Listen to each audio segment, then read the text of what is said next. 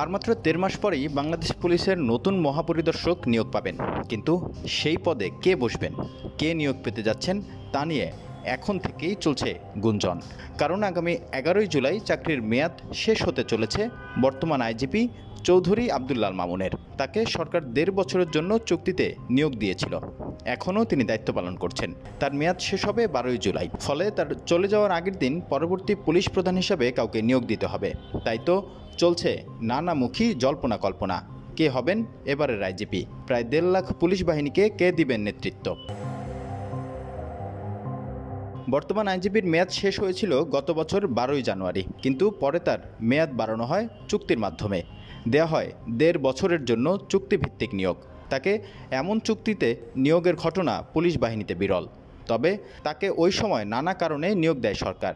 চুক্তির মেয়াদ শেষ হলে নতুন করে তাকে আবারও চুক্তিতে নিয়োগের এবার কোনো সম্ভাবনা নেই, কারণ ইতিমধ্যে তার স্থলে বসার জন্য আরও অপেক্ষায় আছেন ৩ জন। তারাও যোগ্যতায় কম নয়। আইজিপি হতে হলে ওই পুলিশ কর্মকর্তাকে অতিরিক্ত আইজিপি পদে থাকতে হয়, আর এমন প্রতি বছর ৭ জন থাকেন, যাদের মধ্যে থেকে মেধা, প্রজ্ঞা ও দক্ষতার উপর ভিত্তি করে আইজিপি করা হয়। তবে ৭ জনের মধ্যে কেউ কেউ আবার ভিন্ন বাহিনী বা বিভাগের প্রধান হয়ে যান। ফলে এই লড়াই হয় মাত্র ৩ থেকে ৪ জনের মধ্যে। এবার শোনা যাচ্ছে ৩ জনের নাম। তবে প্রথমেই শোনা যাচ্ছে অতিরিক্ত আইজিপি কামরুল হাসানের কথা। তিনি নাকি সবার থেকে দৌড়ে এগিয়ে আছেন। পুলিশের প্রশাসন বিভাগের অতিরিক্ত আইজিপি হিসেবে কাজ করছেন তিনি। এখন পর্যন্ত কামরুল হাসানের নামই সবার থেকে এগিয়ে আছেন বলে বিভিন্ন সূত্রে নিশ্চিত হয়েছে। এরপর শোনা যাচ্ছেন এসবি বা স্পেশাল ব্রাঞ্চের প্রধান মনিরুল ইসলাম ও এটিইউ বা অ্যান্টি টেররিজম ইউনিটের প্রধান রুহুল আমিনের কথা। মনিরুল ইসলাম ও রুহুল আমিনও অতিরিক্ত আইজিপি। এই ৩ জনের নাম গতবারও শোনা গেছে। তবে এবার মামুনের মেয়াদ আর বাড়ছে না। ফলে ধারণা করা হচ্ছে তাদের মধ্য থেকেই একজন হবেন আইজিপি। কামরুল হাসান এর আগে অ্যান্টি টেররিজম ইউনিটের প্রধান ছিলেন। ২০২০ সালের ৩ মে তিনি পুলিশের এই সংস্থার প্রধান হন। সে সময় কামরুল হাসানের নেতৃত্বে জঙ্গিবাদ ও সন্ত্রাসবাদ বিরোধী কার্যক্রম আরও গতিশীল হয়। এছাড়াও তিনি সিলেট মেট্রোপলিটন পুলিশের কমিশনার হিসেবে দায়িত্ব পালন করেছেন। পরে দীর্ঘ ৩ বছরেরও বেশি সিলেট রেঞ্জের ডিআইজি হিসেবে দায়িত্ব পালন করেন।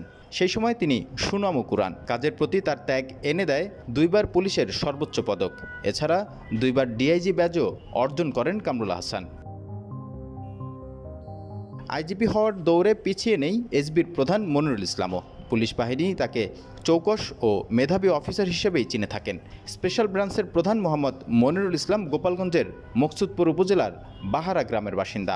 এর আগে তিনি counter terrorism and international crime ইউনিটের প্রধান হিসেবে দায়িত্ব পালন করেন এবং দেশের বিভিন্ন প্রান্তে অভিযান চালিয়ে গজিয়ে ওঠা জঙ্গিদের মেরুদণ্ড ভেঙে দেন।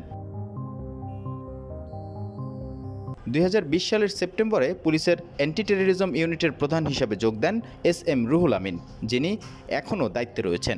পরবর্তী পুলিশের মহাপরিদর্শক হিসেবে তার নামটিও উঠে এসেছে ইতিমধ্যে।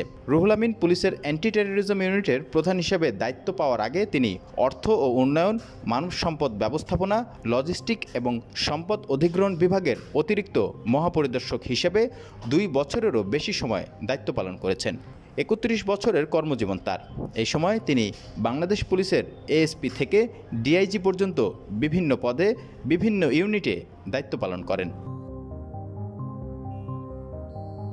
পরবর্তী পুলিশ প্রধান কে হচ্ছেন, বিষয়টি নিয়ে পুলিশের ঊর্ধ্বতন কর্মকর্তারা কথা বলতে রাজি নয়। এদিকে পুলিশের সদর দপ্তরের মিডিয়া বিভাগের একজন জানান, এই ৩ জনের মধ্য থেকেই একজন আইজি হতে যাচ্ছেন।